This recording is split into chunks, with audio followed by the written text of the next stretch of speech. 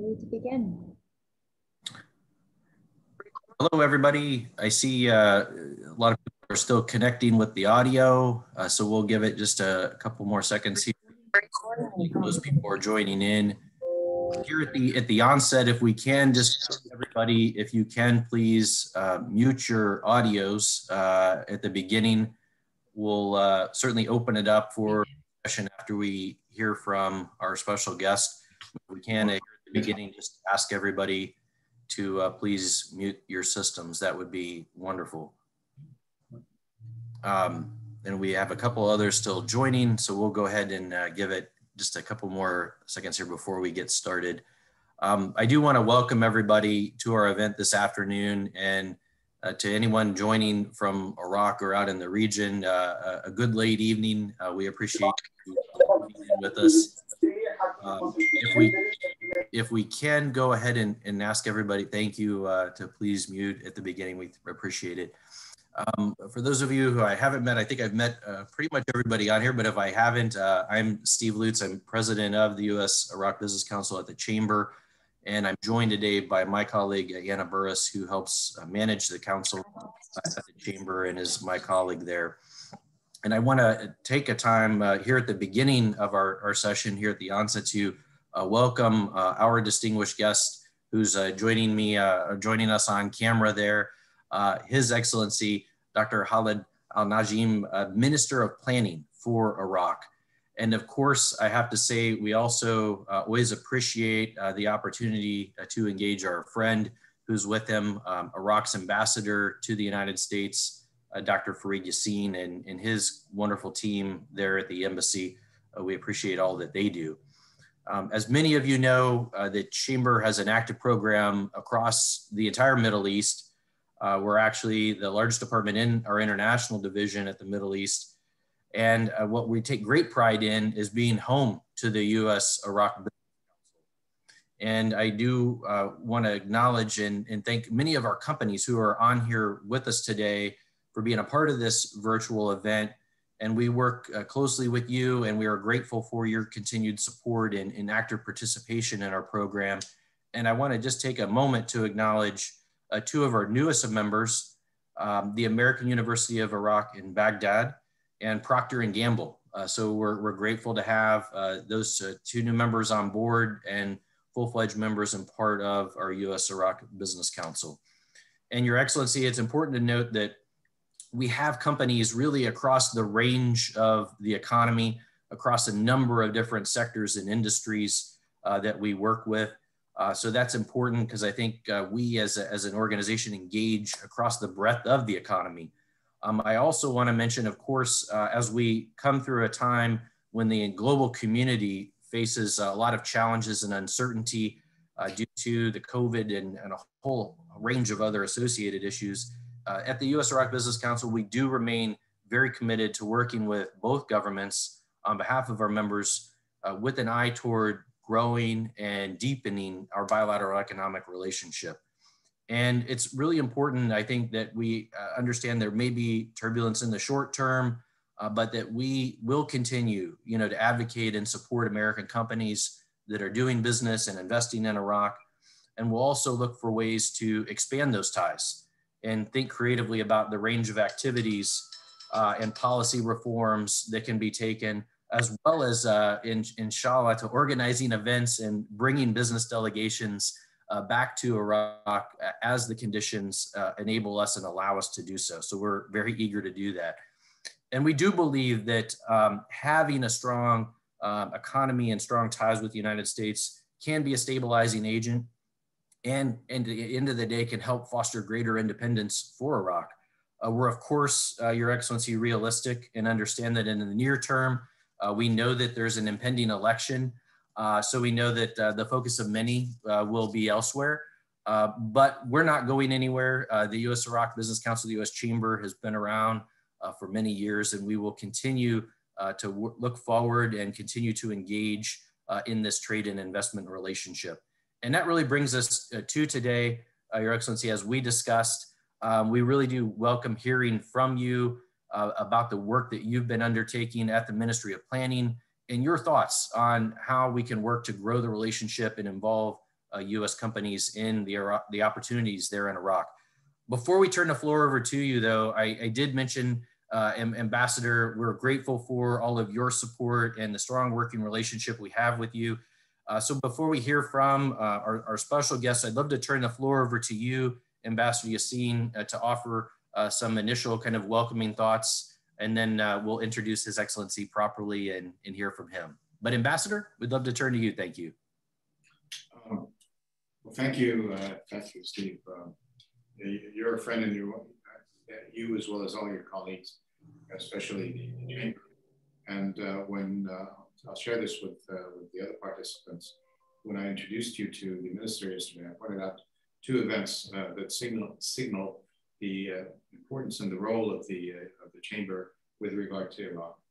2 years ago, you led the largest delegation to go to Iraq, largest delegation you took anywhere in 2019. And then last year, if you recall, when the Prime Minister came here, the chamber organized for him actually a very successful in-person event here at the Willard. And that was also a unique event that signaled the importance that the chamber attaches to this relationship, as well as the importance attached by its participants. And I can assure you that this had the greatest effect with me and my countrymen. I want to say a couple words on the minister before I turn it over to you and to him. So he's a new breed of leader. He's a guy who came in with credentials and with accomplishments. He is, I know many of us are engineers. He himself is an engineer. In fact, he's a professor of engineering. In fact, the president of the university. He's trained as a civil servant, actually a civil engineer. Has done wonders with the University of Iraq that now is acknowledging quite a bit of recognition regionally. And then he came in to become Minister of Planning. And the Ministry of Planning in Iraq is quite important because it actually lays the road ahead for what we want the Iraq to look like in the future. So they, if you will, are in a sense the captain of the future developments of Iraq, its economy, its infrastructure. And the other thing that I want to mention is that he now has actually a signal role in the government. He's not only Minister of Planning, he's also Deputy Prime Minister. And the one thing that I retained from the wonderful dinner we had yesterday, where we met with Steve and others from the U.S. government, is that he said, look, I'm not here for me. I'm not here as a politician. I have something I need to do and I will do it. And I don't care about circumstances because I'm not running for office. So it's a 100% commitment to the task at hand that the government has to take, which is to implement its electoral program and to carry out elections in October. And I can assure you that me and my colleagues are very comfortable and very proud to have him here with us. Thank you, sir. Thank you very much. Thank you, Steve. Thank you, Your Excellency. By the way, and I have to say, it doesn't come easy to me to say nice things about my ministers. So I have to realize that. Well, I think you have said even better than I talk to myself. So thank you very much for saying that. Maybe I don't deserve all these nice words that you have already said. As His Excellency said, I'm not a politician, so I'm academic. If I want to do something, I go straight forward to the point without turning, without playing, manipulating with the world. I think the Iraqi-US businessman relations needs to be strained. If I take an example, because my background is civil engineer, love concrete. So the relation like a concrete, we need to strengthen or reinforce them with the steel bars. So the trade like the steel bars to train to take over the tension, take over the stress from the concrete. As far as I know about the relations, about the companies that already been working in Iraq, we've got specifically an oil sector. We have very important companies and electricity as well. all of the American companies are welcome in Iraq, and this government, you may know that how this government was formed. It comes to solve some internal problems in Iraq. However, we had a fully understanding for the obstacles that facing the companies that been working in Iraq. One of them issuing a visa, which is, for me, it's shame to talk about. For businessman wants to do investment in Iraq, and it takes maybe weeks for the visa, and this issue has been solved 3 weeks ago, and that should become to implementation within short time. The visa should be issued for those people who want to invest their money or want to do a business in Iraq, and the airport within short time. We are talking about hours, even maybe less than an hour. So that's ongoing. We need to make sure everything goes in the right track. And I had a delegation from Sterling Energy last week in my office. We talked about how to improve the electricity plants. And I've been asked from the Prime Minister to facilitate all the work for the American company. And I did my best to make it easy for them. And we are in the process. Hopefully within a couple of months, we will see the stellar energy works in Iraq. And if I'm not mistaken, I have heard some guy from the American University in Baghdad. I have a request to open a medical college on my table last week. So I postponed it till I'm back to Baghdad to visit the American University. I supported them. And by the way, I was one of the members. We choose the staff members 2018. And I have met the president of the university. We think existing such university is really important for our students. Instead of sending them outside of Iraq, it will be a valuable addition for Iraqi higher education system. I don't want to take the time and talk about the relations. I'm happy to answer any questions if there is any of them.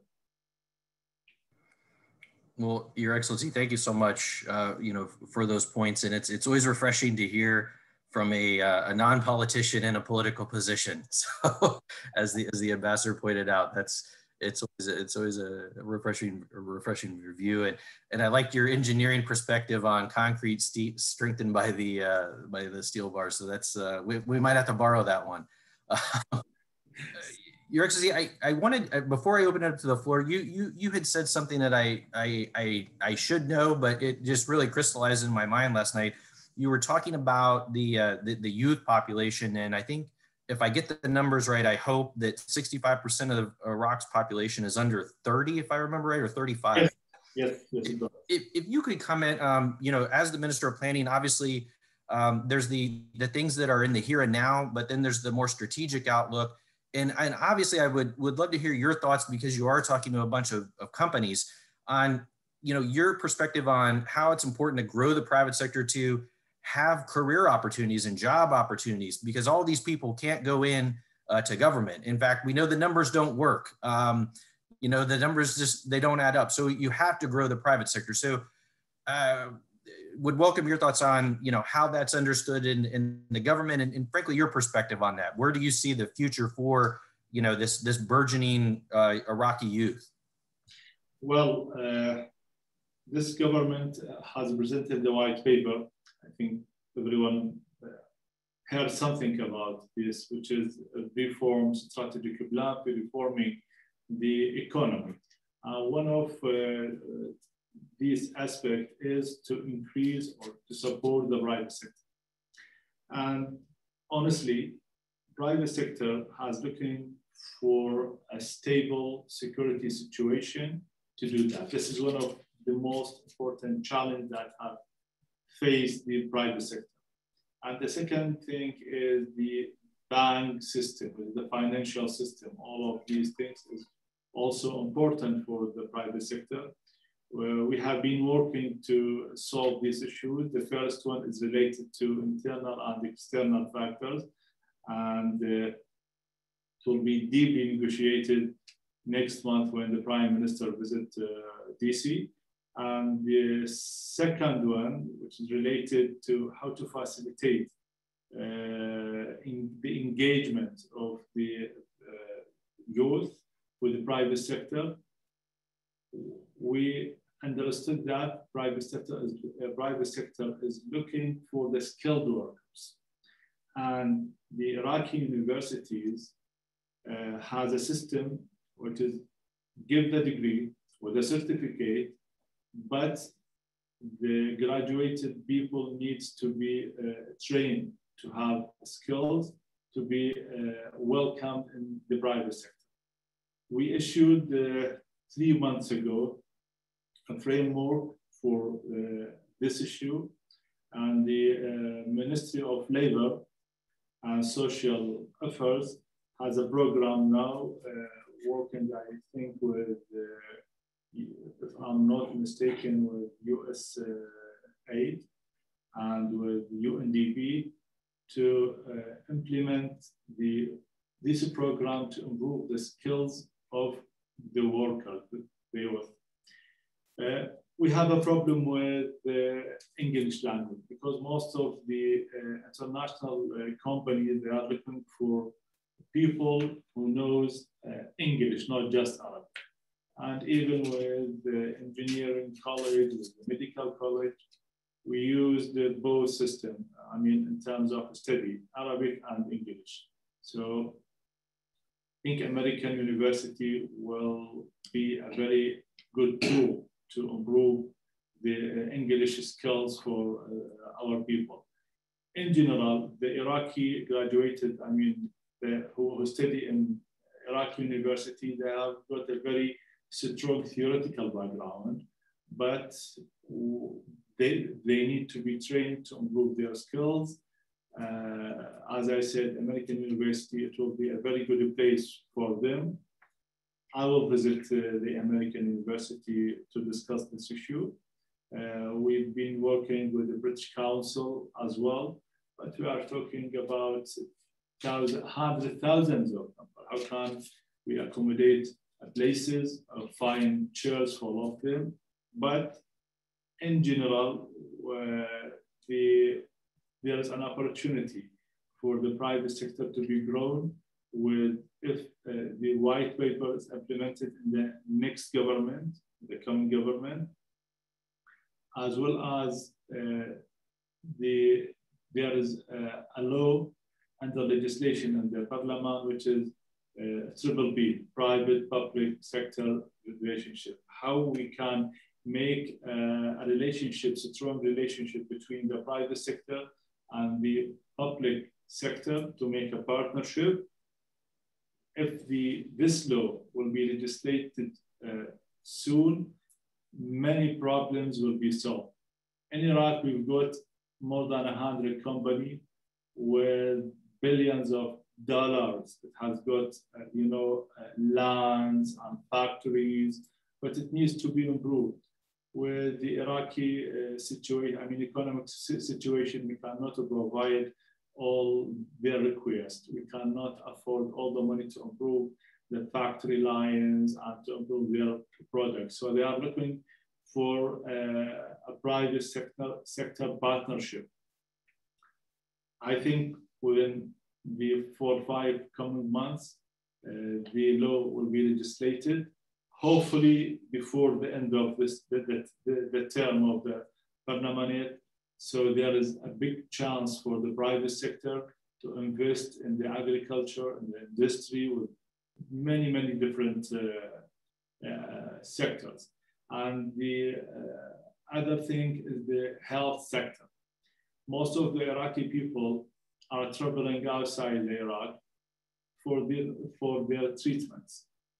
And now we are looking for companies to run our new hospitals. We've got 3 hospitals, newly established and up to date in terms of the structural design and the equipment. It's very new equipped, but we have a shortage in the technical staff who run these hospitals.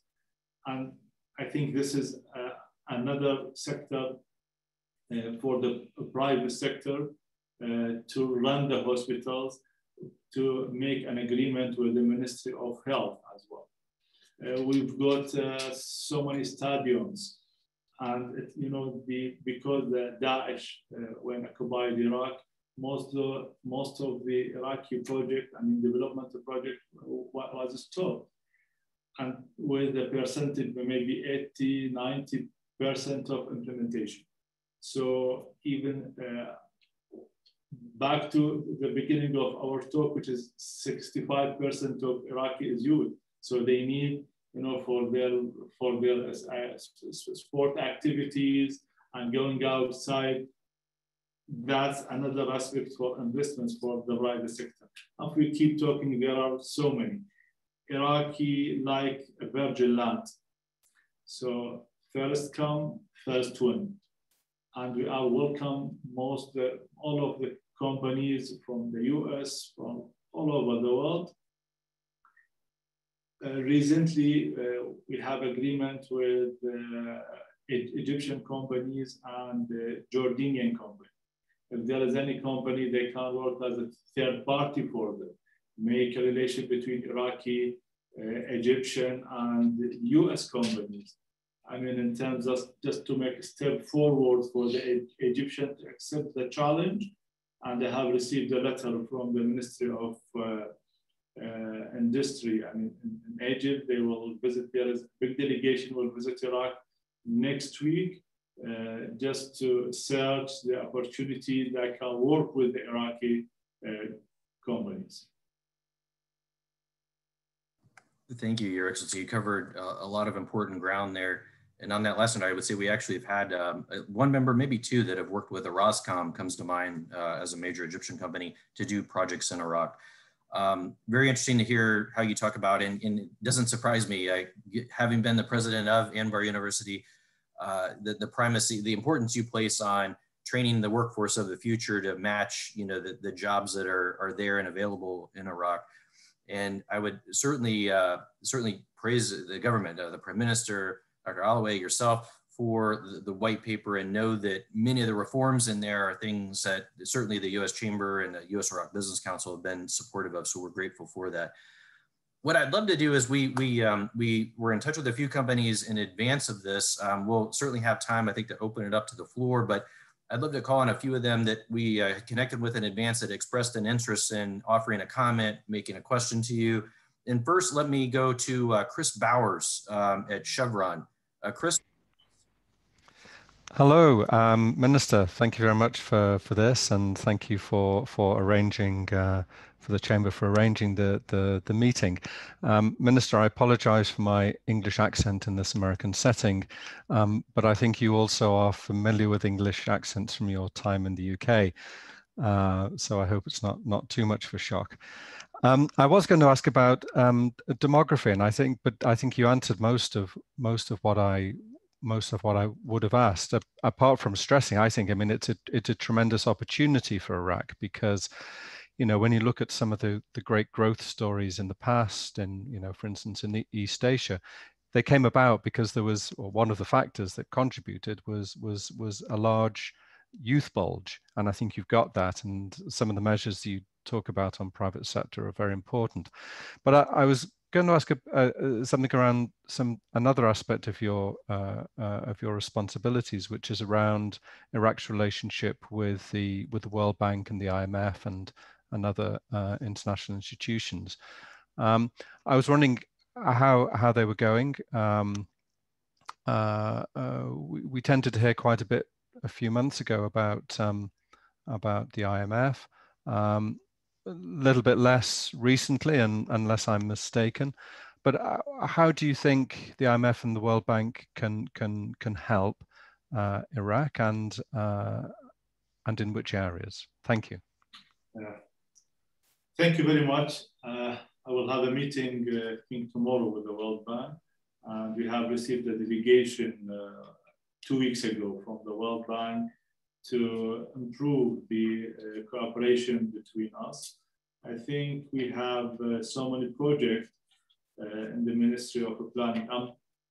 By the way, the role of Ministry of Planning is to plan the strategic plans for the development. With cooperating with the Ministry of Finance to prepare the budget. So half of the budget, which is related to the development and the project, including the oil project, all of this in the responsibility of the Ministry of Planning. And the other part of the budget is responsibility for the Ministry of Finance. So to answer your question, we have a very strong relationship with both of IMF and World Bank. We've been working closely, and there are many strategic plans that have done in the Ministry of Planning in collaboration with the World Bank team that are working, whether they are in Iraq or outside of Iraq. With the IMF, there is a very clear cooperation, and they will support the Iraqi budget for this year with a certain amount, and I think the relation is going very well. Chris, thank you for the question, and Your Excellency, thank you for the insights. Thank you. Turning next, I'd like to turn to Steve Kim from Track Development. Your Excellency, working on a project actually in the Anbar province. But Steve, let me turn it to you. If you, hopefully you're with us. I can't see everybody. So I'm here. Hopefully you're, there we go. Great. Thank you so much, Steve. Your Excellency, hello, Mr. Ambassador, hello again. Your Excellency, I represent a company called Track Development, and Track's been in the Iraq radar for quite a bit, have been working on the Abaniya project, the Abaniya New City project for a while now. During the pandemic period and for the past year, we have developed a very in-depth business plan, a financial plan, with the support of some of the top 5 consulting groups throughout the world, and also with some local Iraqi organizations. We've just kind of completed all of the necessary documents, and we are now looking at moving forward with the NIC. We've been talking and communicating with the Ambari governor quite a bit, and he would like for us to move forward with the on the federal at the ministerial level. And so just wanted to let you know that we're actually going to be in Washington, D.C. On Wednesday. And if you had any free moments in your schedule, we would love to provide you with our documents, all the information that we have, and just give you a short briefing on our project in Abaniya. It's a new city project, but of course, in every new city, it takes quite a bit of work. This is in many phases, encompassing about 11 years. We're obviously focused on phase 1, but this is something that we believe will really not only change the landscape, the economic and business development arena over in Anbar province, but also we're hoping all of Iraq. It's a project that we can emulate not just in Abaniya, but also in Baghdad and in other parts of the region. And we're very proud of kind of what we have done. And we would really like to have some free moment to be able to discuss a little bit with you while you're in town. Thank you very much. I think I will offer you not few moments, half a day. You know why? Because I'm from Anbar originally. So this is, I have seen this project myself. So I'm really interested to meet you and to find out whether if there is any problem that we can solve. I can talk to the governorate of Anbar directly. And if there is any problem in the central government, in any ministry, I can work that personally, do it as fast as we can. On Wednesday, maybe in the evening, we can meet here in the hotel or anywhere in the embassy. Wonderful. I don't mind. Thank you so much. Thank you. We'll work with your staff to find a time. Thank you. Your Excellency, I have to say, I think Steve will be traveling in from Chicago. So as I always say, make sure he brings a deep dish pizza with him. You know, their specialty there. So don't let him off the hook, you know, have him bring that nice pizza with him. Next up, I would like to go to a longtime friend and member of the council, Doug Ollivant. I know a great thought leader, but also brings a lot of relevant business ideas to the table. Doug, again, I'm limited on who I can see, so I believe you're with us, but from Manitou International, I'd like to go to Doug Ollivant for a comment or question. Thanks, Steve, and I'm here if you can hear me. Your Excellency, thank you very much for your talk. Ambassador Fareed, great to see you. I liked your concrete analogy very much because I think for the U.S. business community, the rule of law and clear, understandable published regulation is that concrete that the U.S. business community needs to build on. I'm a managing partner at Manitou International. We've been advising companies doing business or trying to do business in Iraq for about 9 years now, since just after the end of occupation. My experience is that outside of those companies doing business through the U.S. somehow, those working on FMS contracts or servicing the State Department or on a U.S. aid contract, there are not very many success stories in Iraq. Oil and gas and electricity are their own thing. That's a special category. But outside of that, you'll have to look very hard to find success stories.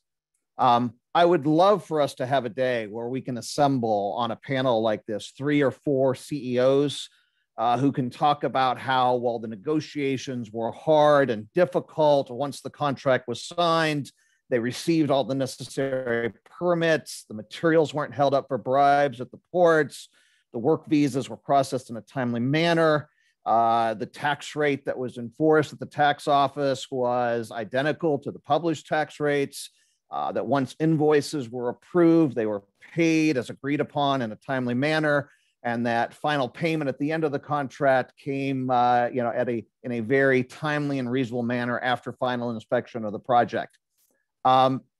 Again, I can't speak to oil and gas or electricity, but I suspect that outside of those sectors, there are no CEOs that I can bring to a forum like this who will give that testimony and say that they've had a successful experience inside Iraq. So I guess in some ways, this is a long comment, but I'll pose it as a question. How can we work with the government of Iraq to ensure that there is this concrete of rule of law, of clear regulation that we can build these contracts on, and hopefully the United States can be part of your long-term plan for your infrastructure, physical, healthcare, and otherwise?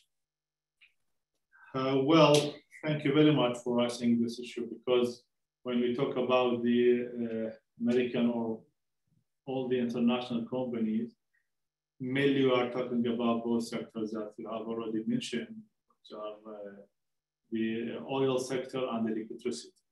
And unfortunately, they are connected together. We still have problem with the electricity problem. However, I would recommend it for the oil companies to invest in the residential sector. And this is one of the most shortage we have in Iraq. We need more than 2 million units nowadays. And if we consider the increasing in the population, if we consider 65% of the total Iraqi population is less than 30, so we need in the future, maybe 10 years ahead, we need millions of residential units. So this is I want to say that. To answer your questions, I think the investment law in Iraq, one of the best all over the world, for just how we mentioned, just 2 reasons. because it offers the land almost for free, which is you cannot find it anywhere in the world. So if there is any problems, tell us, we can work together, either your company or any companies. If there is under the authorization of any ministry, I will talk to them. If there is no way to solve it with such ministry or the certain ministry, we can take it to the Council of Ministries, we can solve it. So I don't think there is unsolvable problems in this regard. We are open-minded. My office always is open for all companies to work together. At the beginning of my speech, I gave an example for Stellar Energy, Total. More than welcome to talk in some details to find out how we can help you.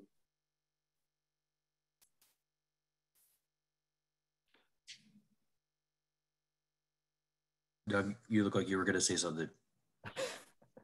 I will just make one final point, and I very much appreciate your offer to do that, Your Excellency. But I think this is part of the problem. We have many, many senior Iraqi officials at the investment offices, in the ministries, at the Prime Minister's office, who will tell us, if you have a problem, just come see us. We need systematic fixes so that we don't have to go see a minister to get something fixed. I guess in some ways I'm like trying to put myself out of business here, but you shouldn't have to have someone who can go see a minister to get your problem fixed. We need reliable rule of law and regulation in Iraq so that when you go to the window and see the person at the window at the appropriate office, you're getting the right and proper answer there in a clear and understandable manner. And we're not having to go call a minister to fix some routine piece of administration. Thank you very much. Thank you very much. Well, what I meant by saying come to my office just to understand the detailed problems. It's not my job to solve all the problems, but my job to understand, because you have been talking in general. Indeed, there are some problems, but I need to know the detailed problems to work out to solve it. So if you don't mind, you can send me, I'll provide you with my email, some details.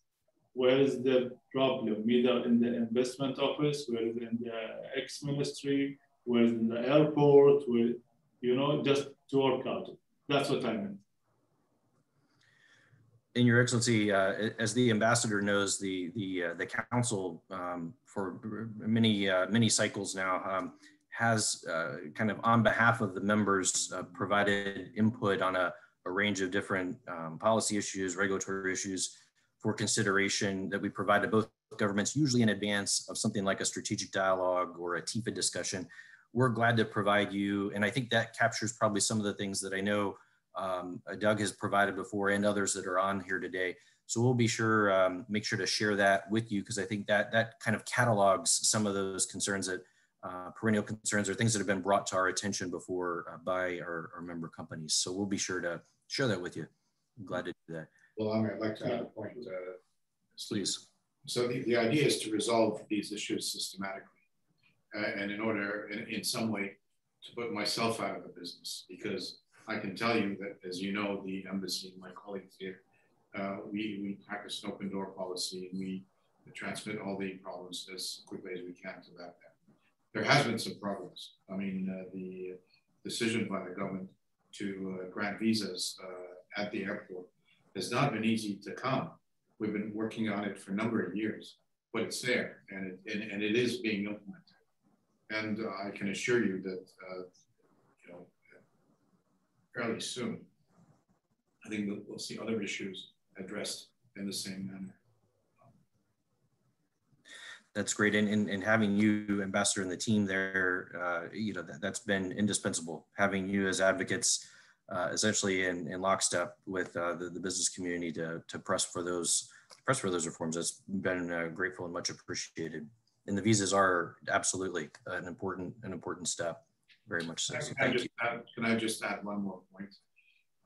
Of course. We're always here to take your input and to transmit it to the decision makers in Baghdad. But I think it's really important and to the advantage of the companies that want to do business in Iran to have a presence of their own in Baghdad.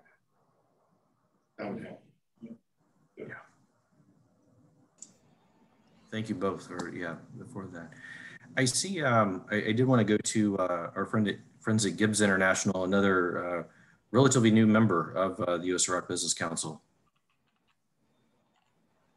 I think you're muted. Yes, I'm sorry. There we go. Excellency, I'd like to introduce myself. My name is Cenk. I am the part of Gibbs International. Gibbs International is based in South Carolina, USA, which is more than 50 years old company. It has various parts from textile machinery to energy field. It has also investments in North Iraq or Iraq during a couple of years ago.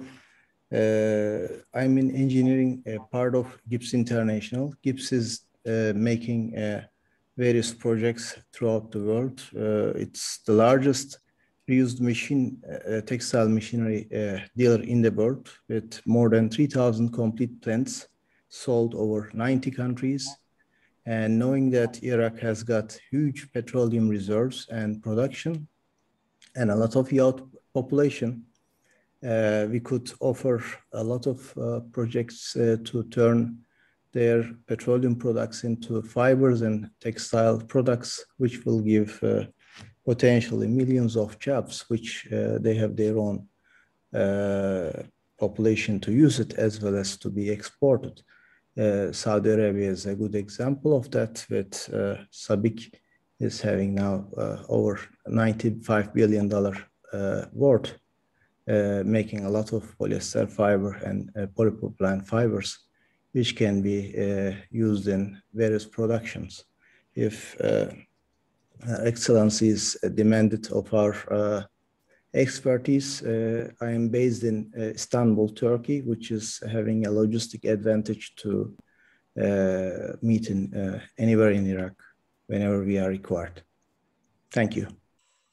Well, thank you very much. I will pass this message for those people who are interested in your company.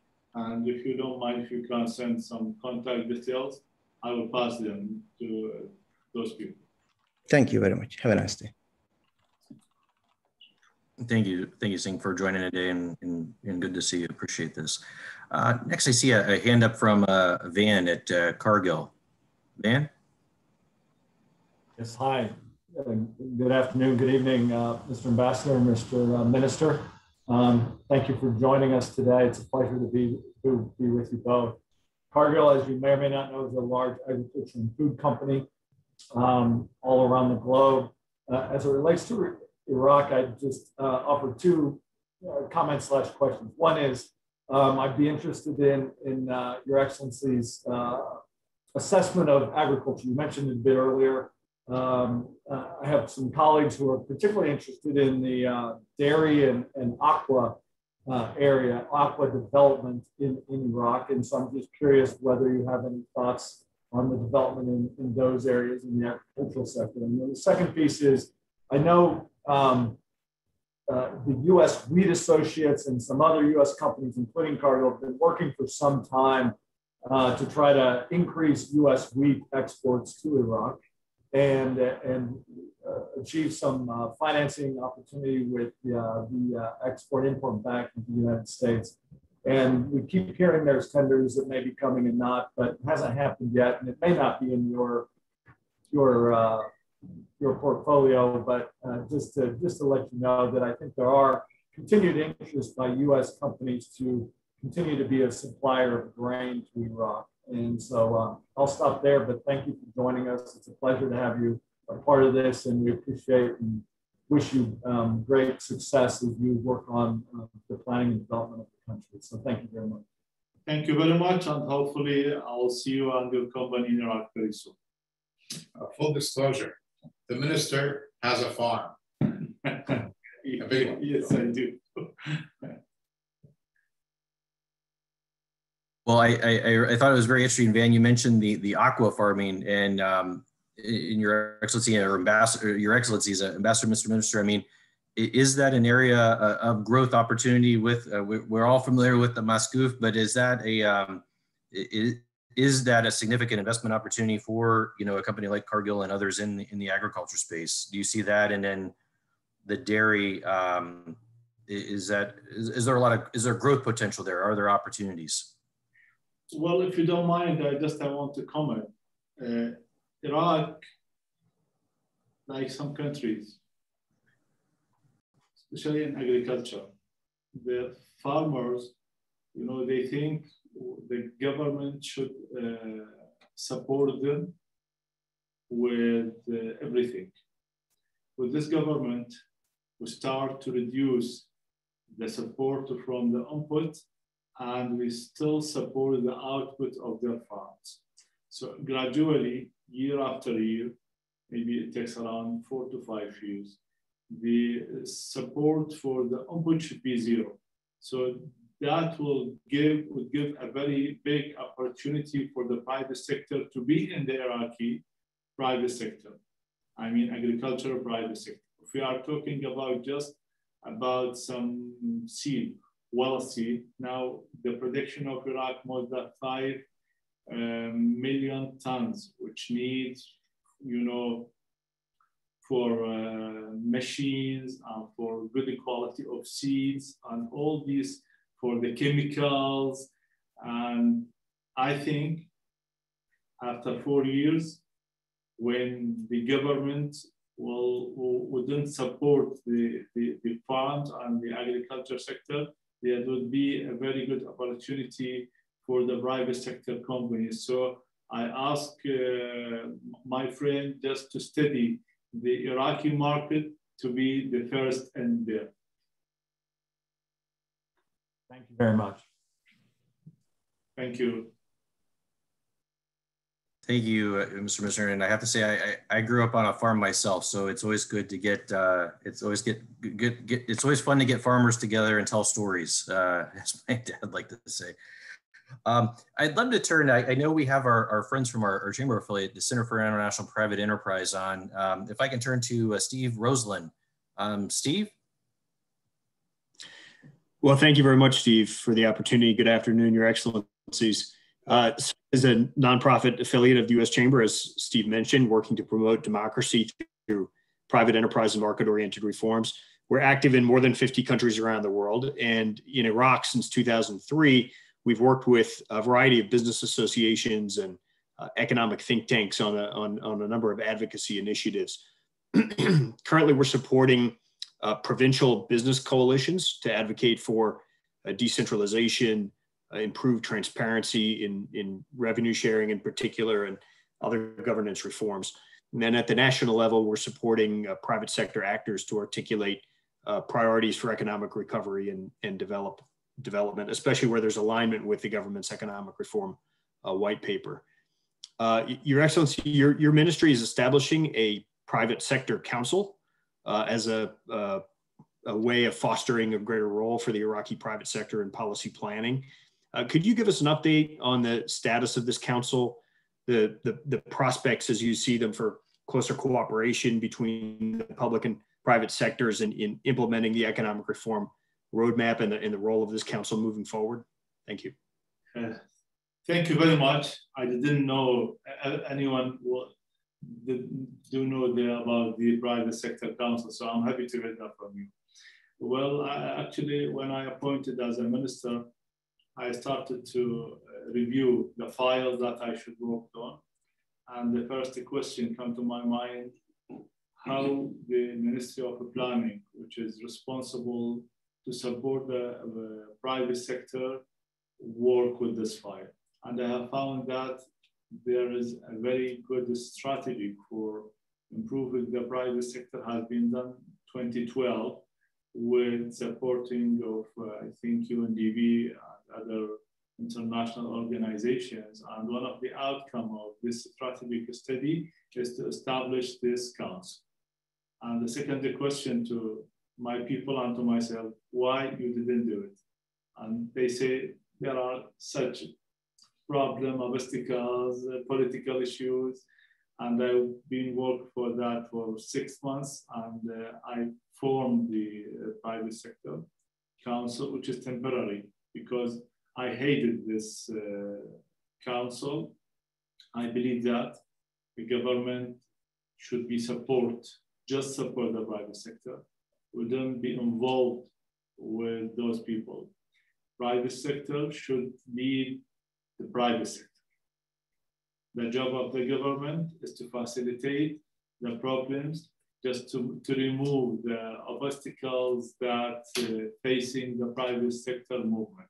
So it's been formed, and now for the last 3 months, now we've been working how to form the legislation of law for this council, when the internal system, I think within a couple of weeks or less than a month, the internal system will be approved, and we're starting to take their responsibilities to interact with the Iraqi private sector, and goes outside the Iraq just to present the opportunities to make a joint venture with international companies. So within a month will be very obvious work with this council. Thank you very much.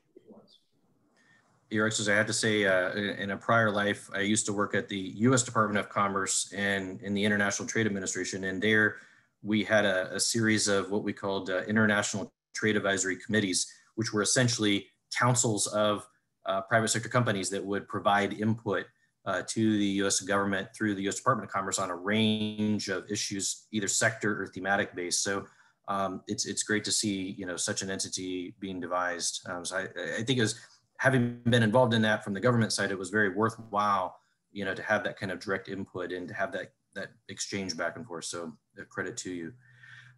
Your Excellencies, with I see 2 more hands up, if we can squeeze them both in before we close up here. First, I'd like to go to Dr. Ali. Ali, I was going to ask you a question that I saw you put in the chat box, but Your Excellency, I think this will probably be about the health sector, but Ali, I'll let you pose it.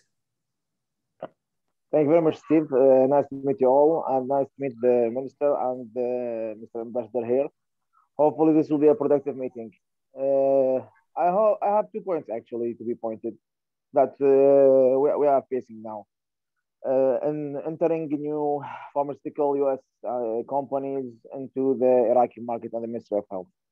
In general, the Iraqi routine inside the Ministry of Health, till now, it's not a US-friendly, attractive registration process and paper pricing. The US companies, as it's FDA-approved, top-level companies in the world, for the sake of the Iraqi people, health, and getting the good drug to the Iraqi patients, must have the priorities in everything. They should decrease the requirement of documentation to the US companies, because it's already passed all the documentation on all the world. It's an FDA approved. This is number 1. And hope the Prime Minister, the Minister here, can push over to let the Ministry of Health forward and give the prioritization for the US companies. There is no box of 10. There is no need for a lot of documentation. As long as the company have an FDA approved, they can check it in the website. No need for legalization, because our companies now is facing, they hate legalizations in the Iraqi embassy in the USA. Iraqi embassy legalization in the USA have been a struggle. The person must go to the embassy, must submit the cash and papers. It's a lot of money to them. So many companies is facing a lot of issues in legalizing the papers for registration inside the Iraqi Ministry of Health and the Iraqi US Embassy in Washington. So please accept it to be sent by mail or service, and let the payment be online so we can speed the process up. I have papers that left over for 2 years in the process, waiting for legalizations, and companies hate to do the process. So please, in this meeting, I hope we can push things forward, because I'm sure entering healthcare U.S. companies in the Iraqi market will push the market forward, will create more jobs, and will be beneficial to both sides. Thank you. That's it. Thank you very much. As far as I understood that there are 2 points, maybe there was a noise in the voice. It's not clear for me. You have been talking about 2 points. The first one about the health medical care, and the other thing about the medicines. Am I right?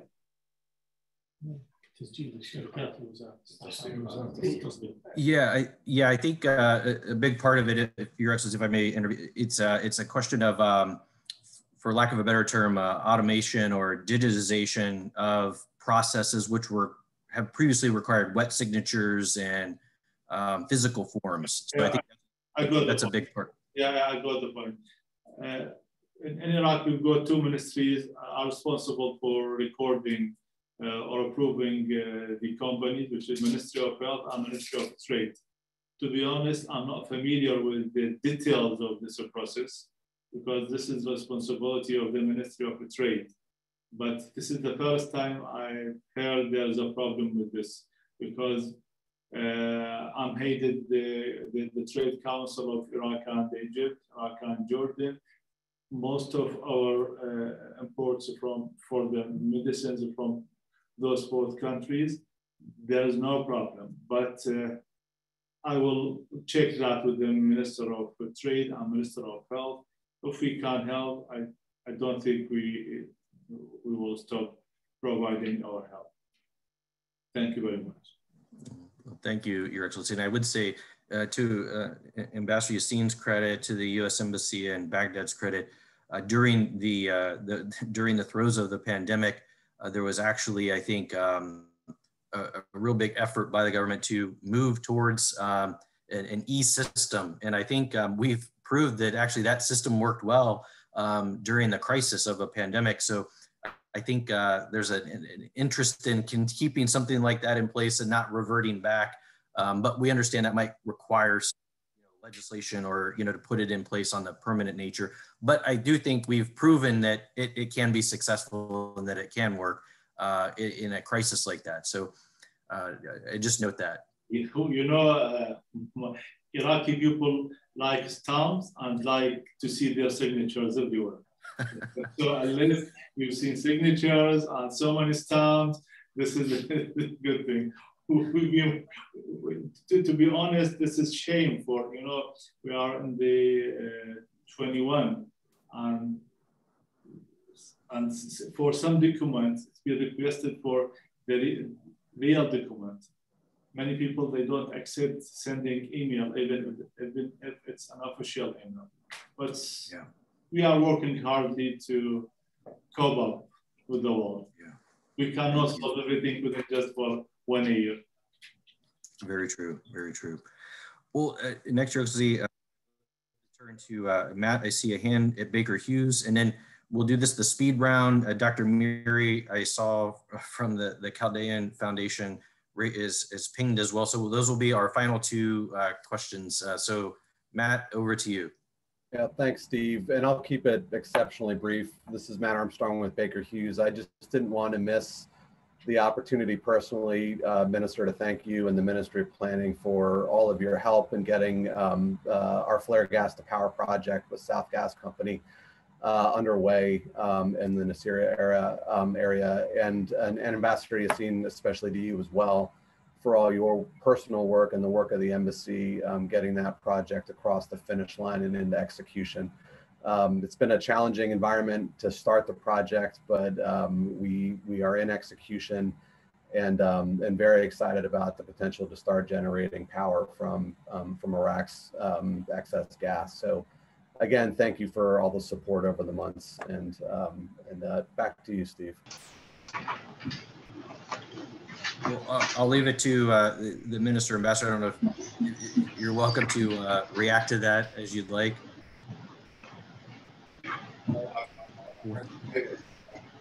This and it does me it helps my purpose when I talk to the Biden administration to tell them that we're doing what we need to do in order to reduce our carbon footprint.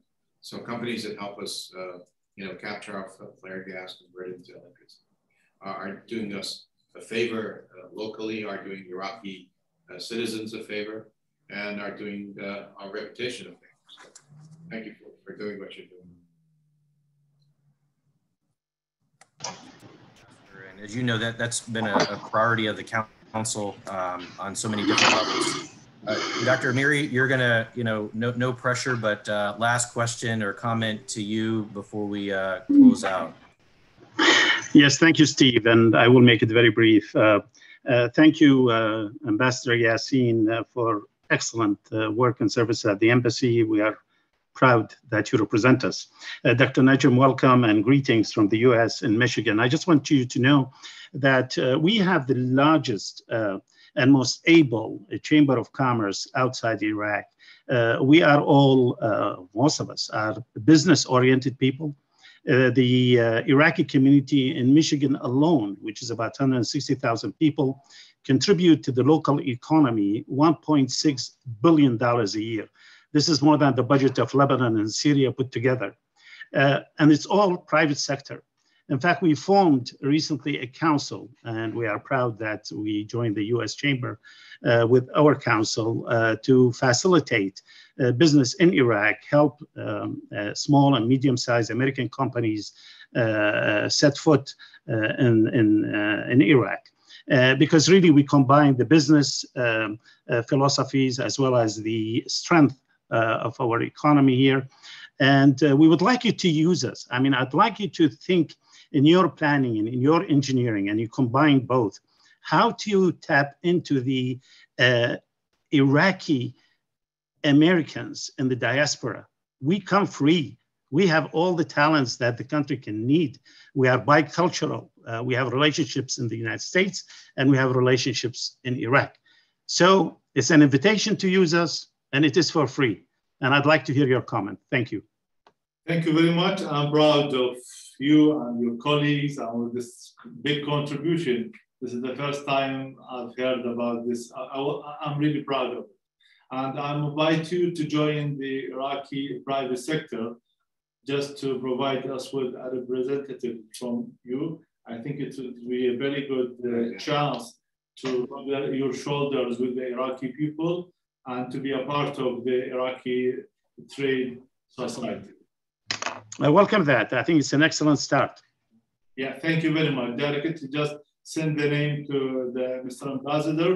I will agree. I'm agree right now. Just send, you are responsible for just provide me with your representative. I will agree directly. Thank you so much, sir. Thank you. And this invitation is expanded to other, if there is any society, whether inside the USA or outside the USA, just our job to connect the Iraqi people and our friends from outside Iraq to work together to facilitate all these kind of trade issues. Gladly, as we say in Iraq, one hand cannot clap. We need both together. Yeah, we are. Yeah, we are in need for more than the second hand. 3 or 4 hands would be better, just to make it loudly clapped. Thank you, sir. Thank you. Well, Mr. Minister, Ambassador, would love if I'd love to give you the floor one final time for any final words or thoughts that you might have before we all go back to our days. But we really have appreciated you taking time to be with us, providing kind of your overview on a range of topics and sectors. We've really covered a lot of ground today, I think. And I do think we have some important follow-up items that we can do with you, Mr. Minister. So let me turn back to you for any final parting words that you may have for us to take home. Well, for me, thank you very much for your time and all the guys. Personally, I have got some benefit from the comments. I wrote down some notes. Always the negotiation and present the problems will lead us to find solutions. If we keep silent, we don't find out the solution because we don't know the problem. So thank you very much, and the thanks should go to the ambassador and the staff for the embassy for the technical staff, and thank you very much for the internet, who makes it very easy for us to communicate for each other. Thank you very much. The word is for you.